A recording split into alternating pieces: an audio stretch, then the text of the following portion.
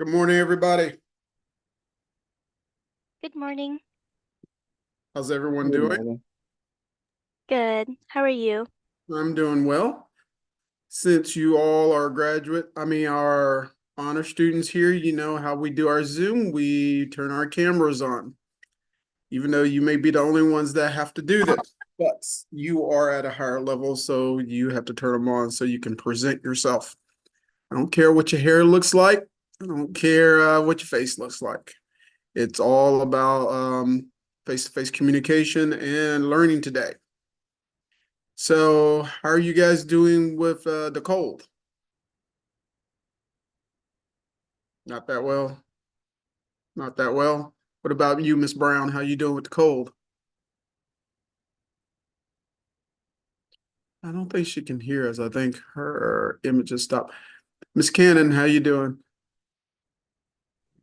I'm doing good, just staying inside. Okay. Miss Brown, you're outside in the cold right now. You're muted there.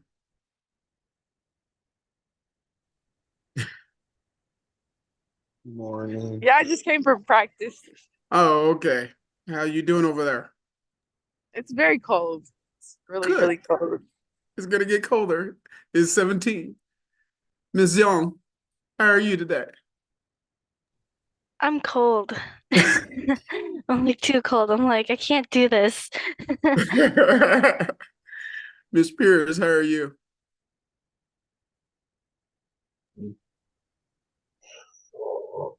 Well, I woke up thinking that we was actually gonna have class, so I just walked through the cold thinking I was late. So, No, you're right on time. You're right on time. oh, Mr. could be better, could Flowers, be better. how are you, sir? Doing good. Yeah, just I see you in bed. You're the only one in bed, man. The only one in bed. I It works out. understand. I understand. Miss Murdoch, how are you? I'm good. Good. Good. Mr. Battle, turn your camera on. How are you doing? I'm good. Trying to wake up.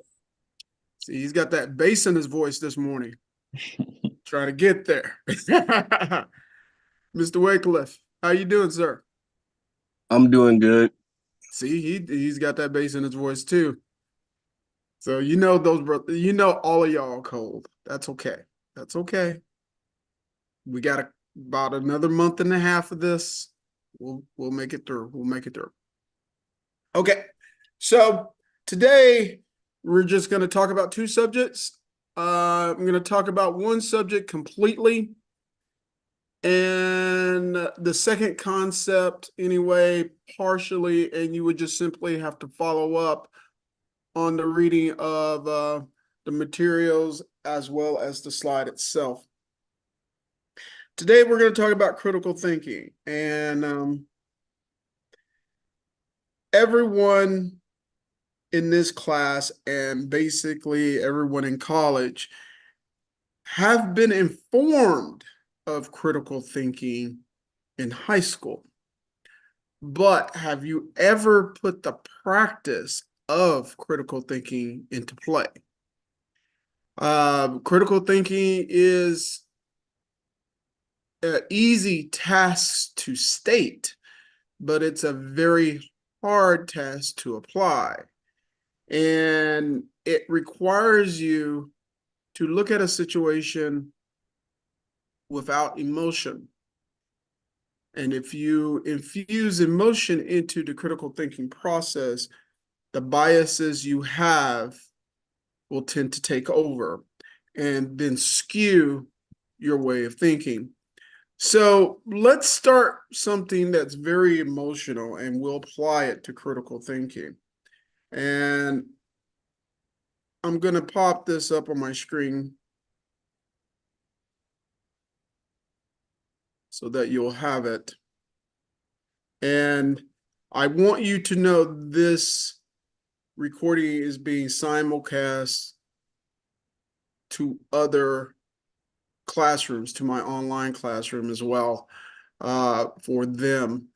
So they will be sharing this lecture with you. They will hear your opinions. and they will, of course, get to share their opinions through other ways of communicating. Now, let's look at a serious topic today. How many of you are aware, and just voice it yes, yes, no, no, however you want to do it, of the Israeli-Palestinian issue? Yeah. I Anybody else? You're aware of it? Yes, sir. Okay. All right. So pretty much down the line, a good chunk of everybody already knows. All right. With that said, I'm just going to simply ask you, how do you fall on, what side do you fall on that issue? Anyone? Ooh, it gets quiet. See, Yeah, something very controversial out there. It gets very quiet. So how do you fall on that issue? I'm with the citizens. They don't deserve to have that happen to them at all. Okay. Okay. Anyone else?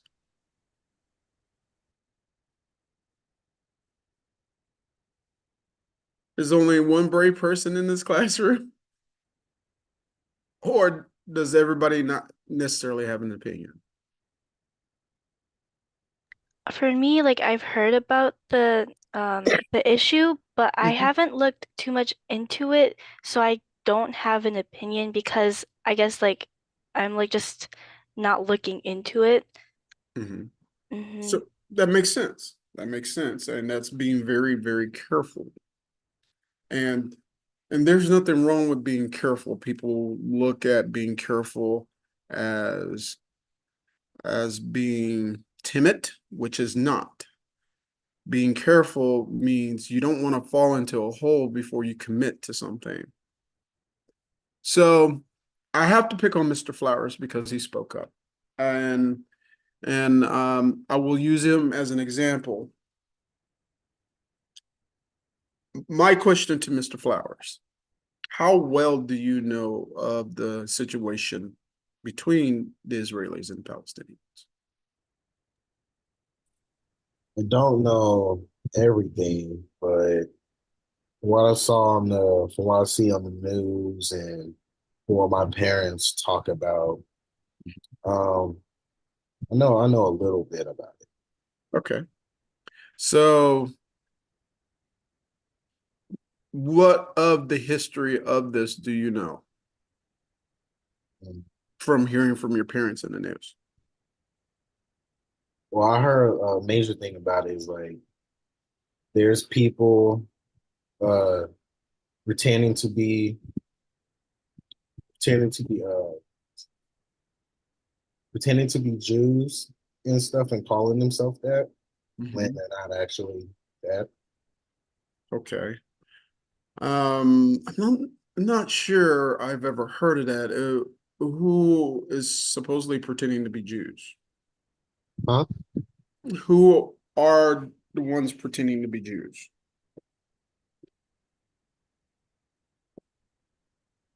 See, I don't want to get caught in a hole. Oh no, no. we're gonna need a research on that. Okay, okay. Brave man, brave man. I understand because you always, this is something when you get into a subject and you've heard of a lot and listen to this, Mr. Flowers. This is nothing negative toward you or your parents or anything like that. This is just the truth of everything. Okay. When you've heard a lot of anecdotic information from parents, from friends, it is just that anecdotic. It is just little bits and pieces of what people understand. And the beautiful thing about what you did, and I'm glad you spoke up, it fits perfectly in what we're going to do today. Um, to get this going, we got to understand what critical thinking is to look at something like this. So let me move forward with the slide here, and we can get a definition of critical thinking and let you guys see this. Critical thinking is determining what can reasonably be believed and then using the information to reach a thoughtful conclusion. Determining what can reasonably be believed, then using the information to reach a thoughtful conclusion. Now, in order to do this, to determine what can be believed, you have to evaluate information carefully before you form a judgment.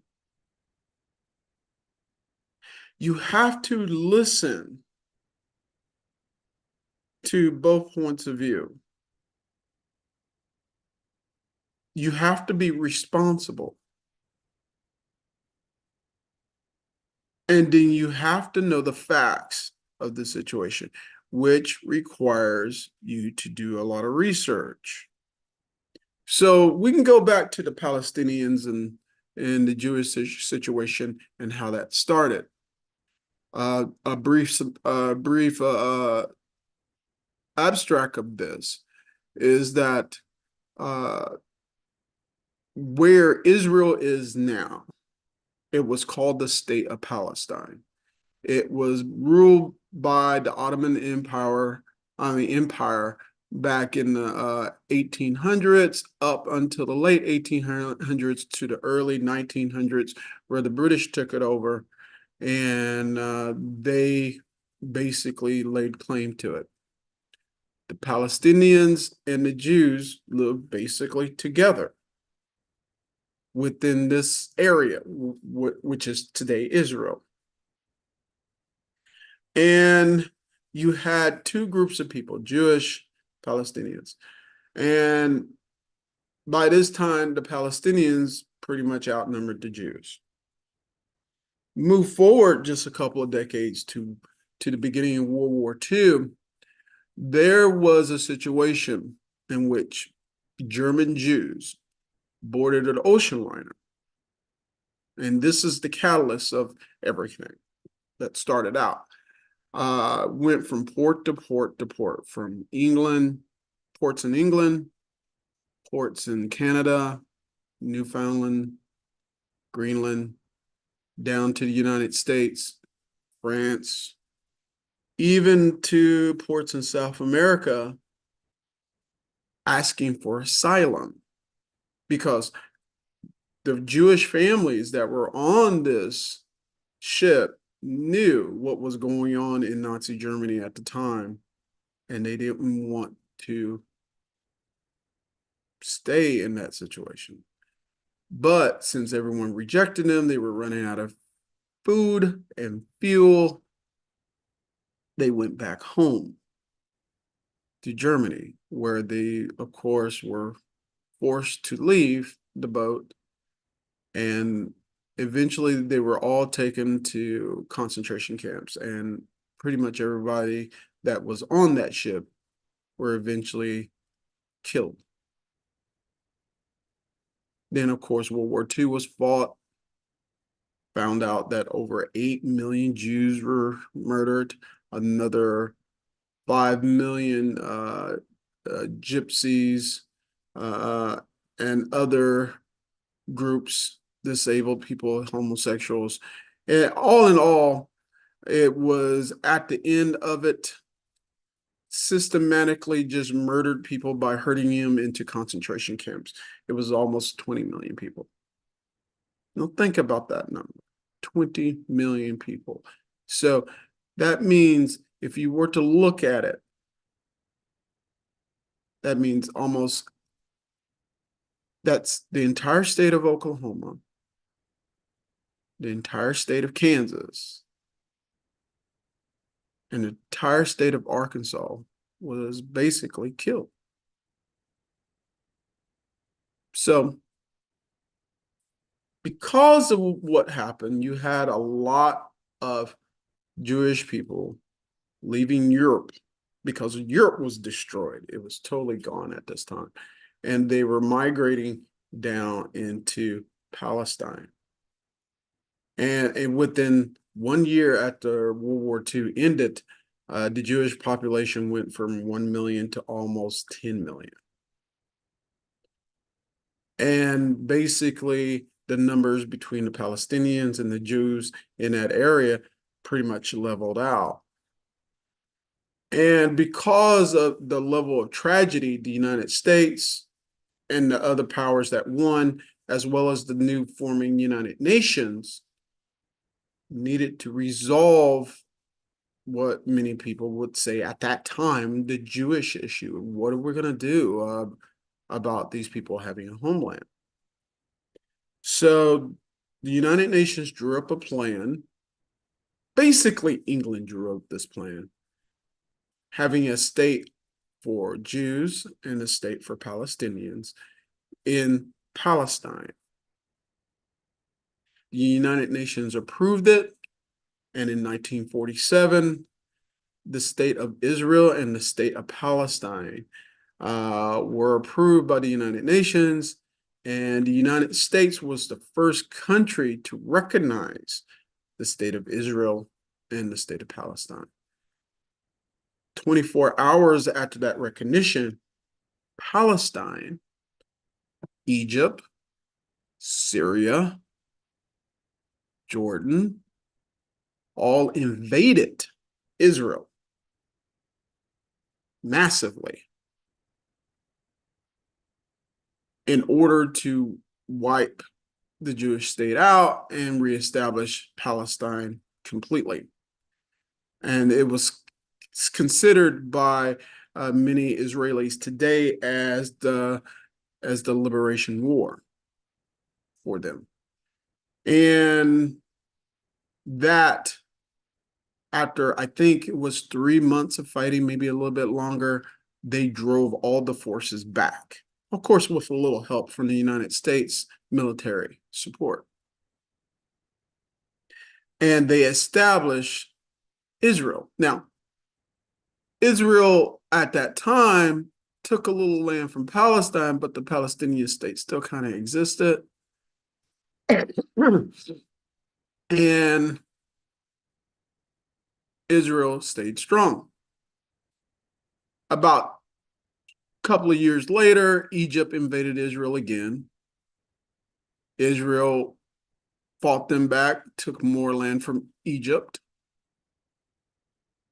And again, in the early 1960s, Egypt invaded Israel another time and took more land from them. In the late 60s, the 7-Day War began. This is what's left of the state of Palestine, Egypt, Syria, Jordan, all invaded Israel again. Israel fought them all back in the 7-Day War. 1970, this 8-Day War began. Same thing, Israel won. At this time, Israel not only took over the entire state of Palestine, took a big chunk of Egypt, took a big chunk of Syria, and a little bit of Jordan, and other countries that were involved in that situation. And the modern state of Israel that we know today now existed. And from that point on, all the way up to October of 2023, Israel suffered many terrorist attacks. One of the big notable ones is 1972 in the Munich Olympics, which Palestinian terrorists took hostage of the Israeli Olympic team.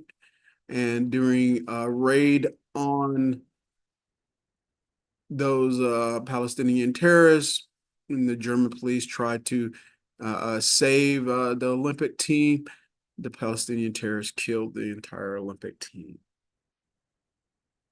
Then, of course, the Entebbe issue that occurred, Hezbollah, which was another arm of of Hamas, which they were all supported by the state of Iran, started launching rockets into Israel, incursion into Israel. Hamas would incur through Israel, through the Gaza Strip, which was allowed for Palestinians, and of course Israel invaded northern part of Lebanon and into the Gaza Strip to stop this many times over and over and over.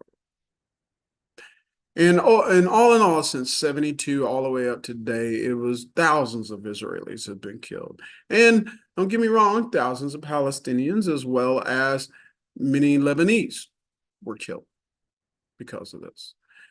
And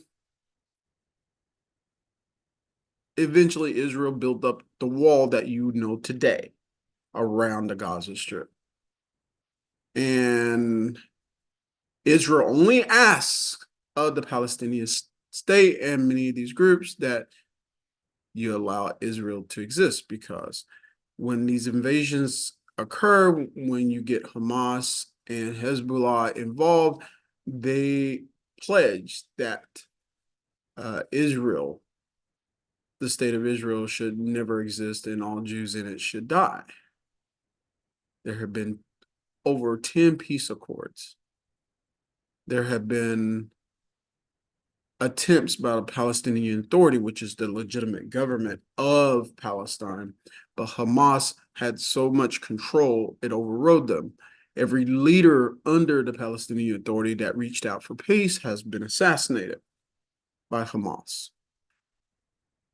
So in the 2000s, there have been issues. There's been several flare-ups in which the Israelis tried to, suppress the Palestinians, and there have been multiple incursions into it.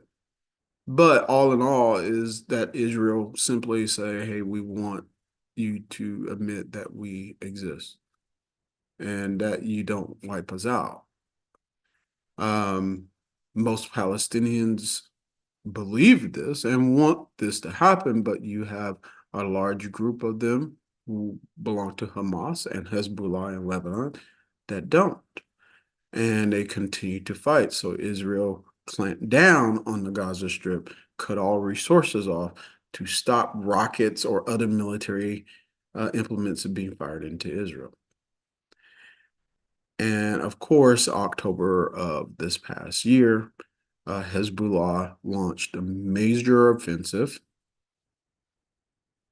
with aid from Hamas. Not Hamas, from Hezbollah. Hamas invaded into Israel with aid with Hezbollah and overall aid from Iran. Of course, it was a major terrorist attack, and Israel invaded Gaza Strip. And Israel right now is running a plan to clean out Gaza Strip and to eventually annex it. And what you have seen, since you guys are a new generation, you've seen, of course, the most horrid pictures of war. And I understand your feelings of that. But this is where we're beginning to go into more critical thinking of it, and you're going to have to take your emotions out of this. That's war. War is the worst condition that human beings have. And I don't care which side is it. If you're seeing one side inflict the most inhumane damage on one side, trust me, the ones that are showing you, they're doing the same. Because in total war, no one cares. It's about the numbers. You go in, you wipe them out. You try your best not to hit civilians, but sometimes, and the most safest place for military installations is among civilians, because especially if you have a group of people who are trying to avoid those. So when it gets to a point where military positions are always around a large number of civilians, you just hit the entire targets. It sickens you, but You look in our history at the United States, the wars that we just fought, that you grew up in, we were trying to avoid that too, but the only way we could get our targets is to hit civilians. And we've done it so many times. Every military has. When someone declares war, be prepared for carnage, plain and simple. Now, with that said, looking at it from the Israeli point of view and the Palestinian point of view, many Palestinian citizens don't want this war. They never did. It's just that you have a group of Palestinians that continues to teach each generation to hate Israel for a condition that Israel didn't even start. But they teach one generation to hate another people, and they send those young people out to fight over and over and over again. So at the end of the day, both sides are guilty. At the end of the day, England, the United States, the United Nations, and all the powers of World War II are guilty. We all are guilty in this. And you have to be able to look at a situation and understand that what decisions you make today will affect millions of people tomorrow. And what shocks me is that no one informs you.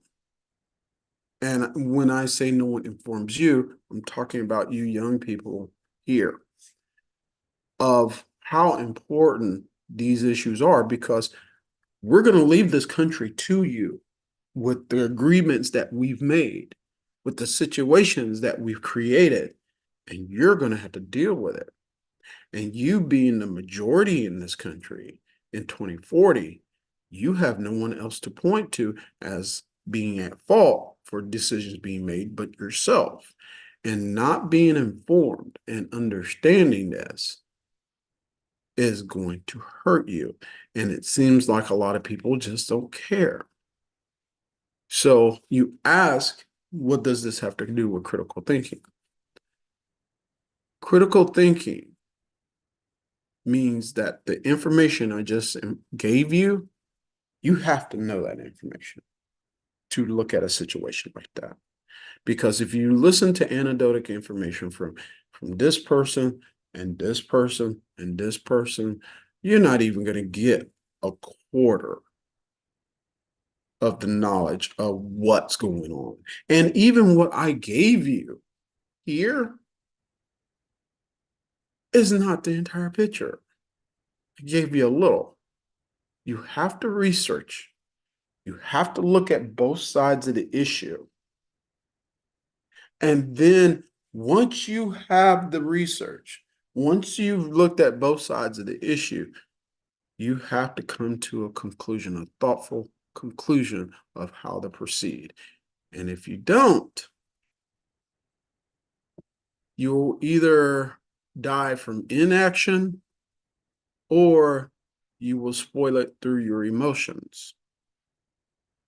And when you do either of those, you will be making serious mistakes.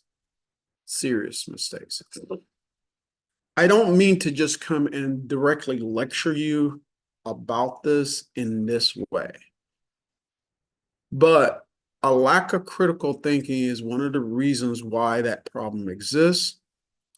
It's major reasons why a lot of problems in the United States exist today. And it's one of the reasons why we have so many issues among each other, especially when we're talking about ideology today, is that no one takes the time to listen to both sides, then research both sides, and then come to a conclusion. Now, Mr. Flowers may say, well, Mr. Elix, that's a lot of shit to do. If I do that on everyone, I mean, I'm not going to have much time in the day. And I would tell Mr. Flowers, I understand that. So that's why you kind of have to pick your battles. Those issues that are popping off that are very important, you definitely need to do this. But like everyday issues that you face between, say, if you get married someday, you have children, you have to deal with neighbors, you have to critically think as well. But what you have to do is you have to listen to both sides. You have to try to find some evidence to see which side is supported the best, and you have to come up with a good conclusion. When you become a father or a parent in general, critical thinking is the best way to go. You have to turn your emotions off, which is very difficult. And you may have a spouse or you may have children that don't like the fact that you become emotionless when you're making decisions, and especially everybody's pressuring you to make a decision. But you usually come up with the best decision for that situation. That is critical thinking. Critical thinking will make you lose friends because critical thinking will make you always ask a question, why? See, like obstacles to critical thinking, many newer sources of information that routinely slant or invent information and hide contradictory information. Political leaders who make deceptive claims and citizens immersing themselves in the echo chambers where they hear what they want to hear. So you ask, how does this apply to my life and everything? Well, there's going to be many things from other people that you hear will always be contradictory or will always slant the information that you hear. Political leaders or individuals in your life or leaders within your company will always make a deceptive claim intentionally or unintentionally in order for you to support their side. And when you get people who are immersed in echo chambers, and echo chambers are basically where everyone gets together and starts saying the same thing over and over, feeding their ego, feeding their biases. Basically, when women get together and say all men are dogs or crap, or men get together and says women don't have anything to bring to the table, they have very little value. Everybody gets together, starts talking about that, but no one ever asks the women, what about your dad? What about your brother? What about your cousin? Or ask the men, what about your mom? What about your sister? What about your aunt? When those questions are introduced, those critical thinking questions are introduced, you either will be rejected or you will be applauded. Because what you're doing is you cut through the bullshit. Confirmation bias, our tendency to interpret information in ways that reinforce what we already believe. So if you have a bias on someone, say like all Black men are lazy and they tend to steal, and then you see a young Black man shoplifting at Walmart, it just simply confirms your bias. It just says, there you go. See him? See him? Yeah, a young Black man may be standing right next to them who have never committed a crime. They may know many young Black men that never even thought about performing any criminal activity. It's just that person's bias has always been that way. And they see one or two examples to confirm it. And then they get into an echo chamber with other people and they mix it up. And it just confirms it more and more, makes them more high, and it skews reality. The biggest place that does this the most is social media, because your biases always are confirmed. People look into your profiles and they send you things that will enhance your bias, confirm your bias, and skew your reality. Now, critical thinking is used for political science, which is the systematic study of government and politics. It's a descriptive and analytical discipline that can increase one's ability to think critically. Analytical tools: reliable information about how the U.S. political system operates, systematic generations about major tendencies in American politics, terms and concepts that precisely describe key aspects. We use critical thinking to review the data we receive through our research. Next week, you'll start learning more about research because I'm going to start having you go through your research text. And you're going to have to start reading that. This is going to prepare you for your research final project. Now, for those who will be watching this in my online class or any other class, this is for the honor students only.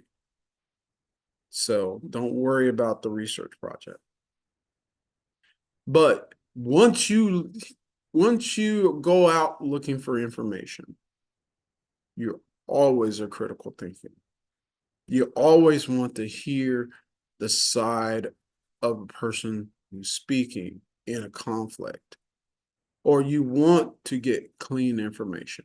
And once you look at that information, you need to look at it with eyes that do not have emotion. You need to see the information to research for what it is, and you come to a thoughtful conclusion based upon the information you have, not a political bias that you may have or a personal bias. No bias at all. Just straight, thoughtful understanding from the information that's been presented to you. Any questions or comments about this? Mr. Flowers, you have any questions or comments, sir? Yeah. Put y'all to sleep, didn't I? But that's how important critical thinking is. And that's how I'm going to grade you.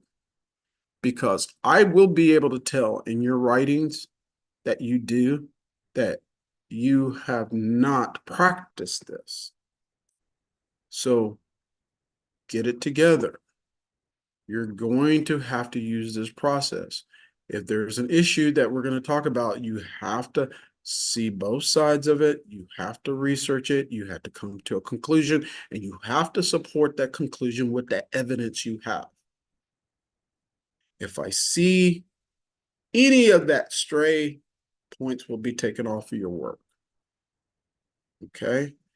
But not only here, when you move up to your major courses, when you move up to graduate school, if you decide to go there, if you go to a PhD program or a professional school, this is how you think. This is how true professionals think. And if you fail this thing, you fail your job. All right. Let's go forward. We don't have much time. I kind of spent a lot of time on that. Now, the second part here, I'm going to talk about misinformation. And this is going to be short. I just only want to hit a few parts on this. I want you to just basically understand the concepts of misinformation and disinformation the most. And once you get that down, I want you to be able to apply it personally to whatever you go through. Because critical thinking is everything. But you're going to have to use critical thinking to sort through the misinformation and disinformation that's coming your way. Right now, when you look through your streams, how much of it is truth based on fact and how much is misinformation, and how much is disinformation. And we're about to find out the difference of the two. All right. Misinformation versus disinformation. Disinformation are false claims or false identities spread with knowledge of their falsehood to harm or deceive others. So disinformation basically is a lie. That's what it is. I make a false claim or statement or create an identity that's false to spread a falsehood or to harm or to deceive others on purpose. The greatest bit of disinformation that parents use, now listen to what I'm saying. The biggest form of disinformation that parents use, they tell their children that Santa Claus exists. It's a falsehood.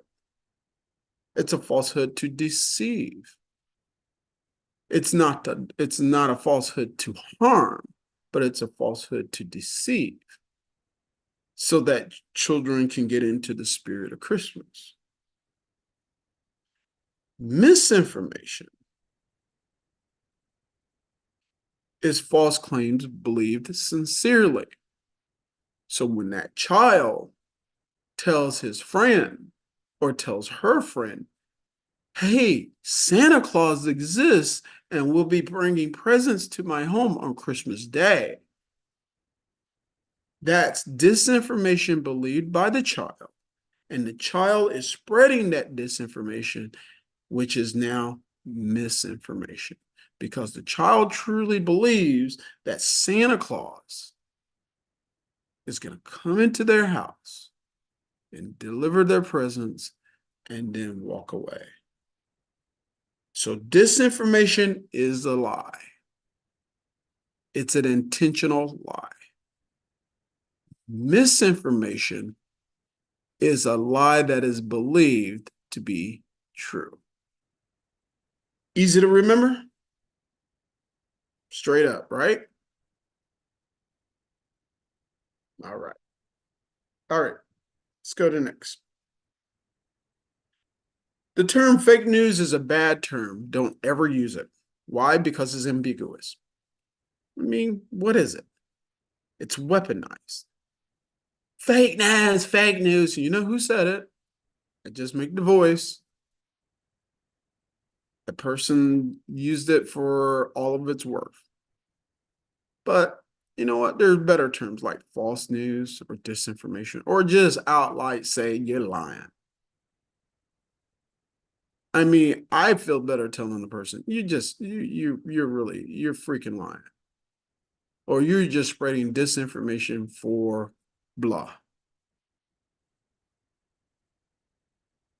Why is disinformation bad? Well, threats of violence against targets mentioned in disinformation messages, if believed, audiences can instigate violence against targets. This is a big problem in India.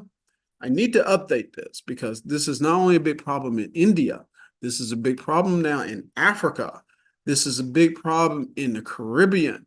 This is becoming a big problem in Europe, and it sure as hell a big problem in the United States now.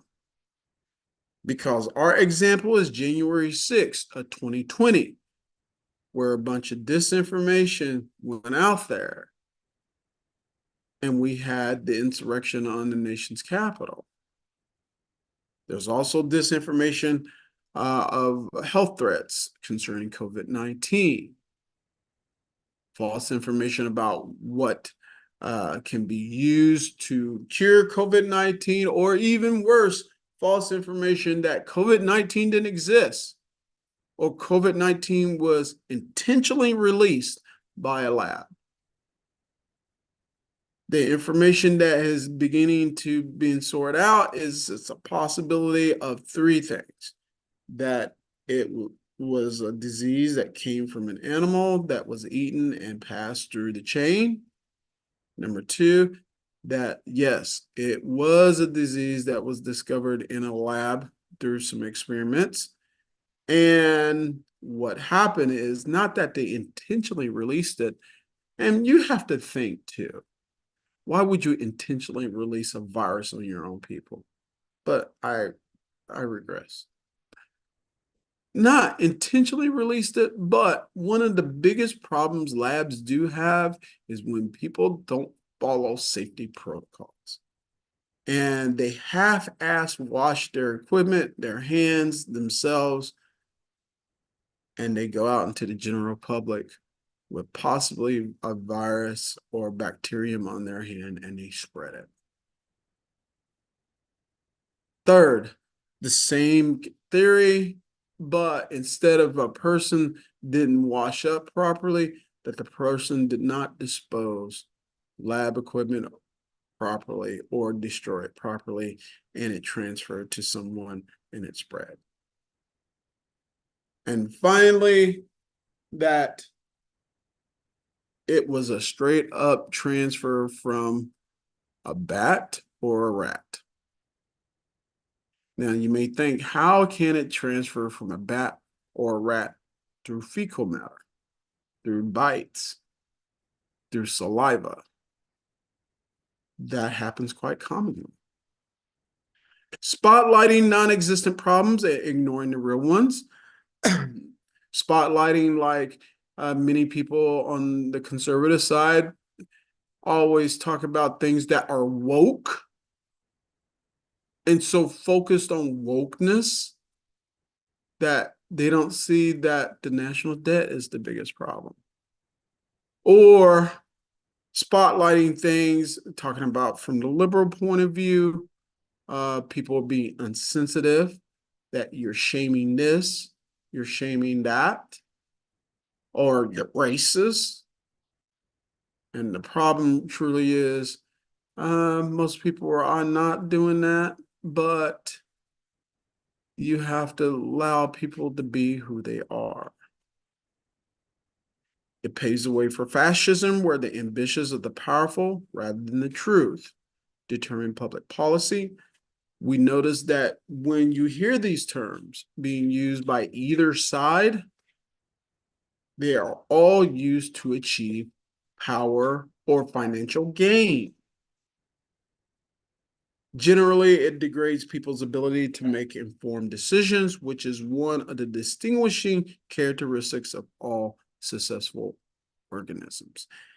Now, when you see this information, when you see political leaders especially pointing out this or that, or you see individuals pointing out these things, first thing I will tell you is to question.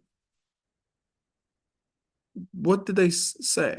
How did they say it? What is wokeness? Who is shaming who? What was actually said? Look at the issues involved and then come to a thoughtful conclusion.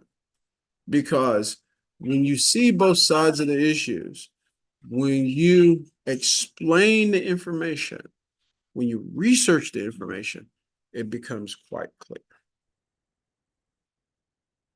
Confirmation bias, you've all seen this before, is a tendency to select, accept claims that agree with pre-existing beliefs and ignore those that disagree. Remember, we always have our biases confirmed because we see one person do one thing or one situation occur in a certain way. But the difference is when we come to disinformation, we have what is called motivated reasoning. It's a tendency to generate arguments to support actions and beliefs one has already decided to support. So basically, you have a motivated reason to generate a certain way of looking at things based on biases. And you do that to mold power. That's what is done. That was always done.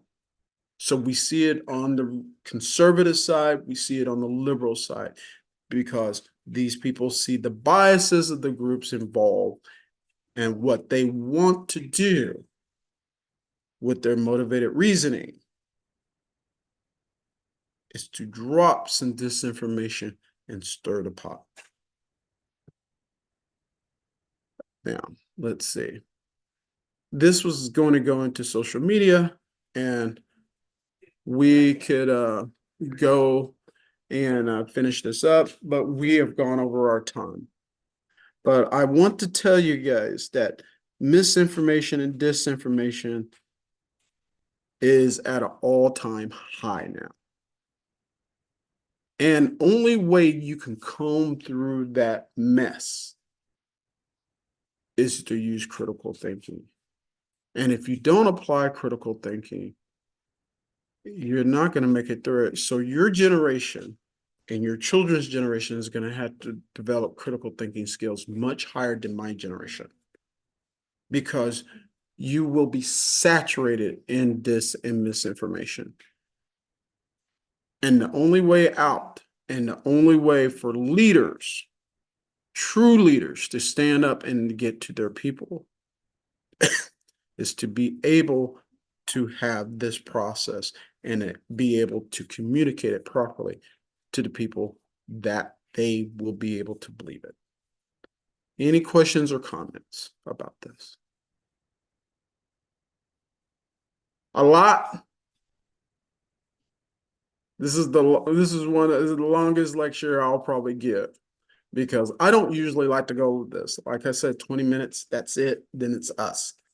But this 2 lectures are some of the most important lectures that I'll ever teach, because you have to use this every day of your life.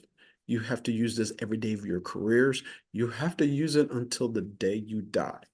And if you don't use it, you will fail yourself and the people that depend on the work you do. All right. Until Monday, hopefully we are together, depending on the weather. God bless you guys. You take care. Stay warm. Love you all. Goodbye. You have a Have good a good one. day. See you guys.